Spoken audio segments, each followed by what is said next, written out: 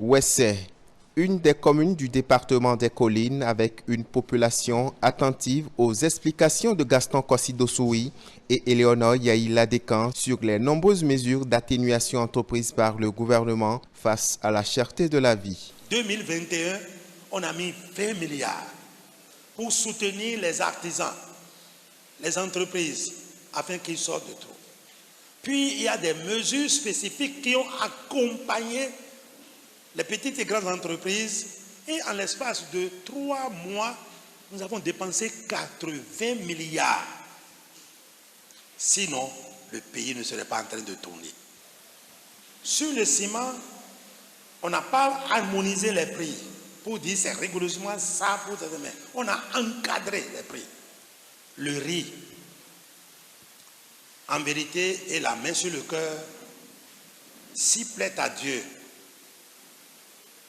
et s'il plaît aux paysans de se lancer réellement dans la production du riz, avec les facilités que nous accordons aujourd'hui, dans 2 ans, 3 ans, nous allons produire 1 million de tonnes de riz bâti. Nous sommes levés comme 5 soldats pour aller à la front. Les transporteurs, vous savez, il y a beaucoup d'entreprises qui ont fermé littéralement leurs portes.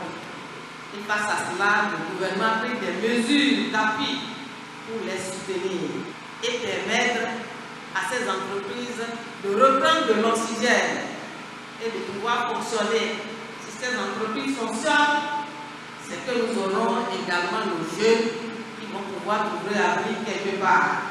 Le même exercice est réédité à Savet dans un amphithéâtre archicomble. Au terme de la rencontre, la pédagogie des émissaires du gouvernement semble avoir reçu un écho favorable. Le message a été bien reçu. D'ailleurs, la population a applaudi du fait que le gouvernement s'est déplacé pour venir expliquer ce que c'est que la cherté et ce qui fait en réalité ce que nous vivons concernant la cherté. Le gouvernement fait un pas de géant puisque si le gouvernement ne venait à la base expliquer, la population n'allait jamais comprendre ce qui se passe. C'est au moment où la Covid-19 est arrivée qu'on a constaté que les choses sont devenues de plus en plus difficiles au Bénin.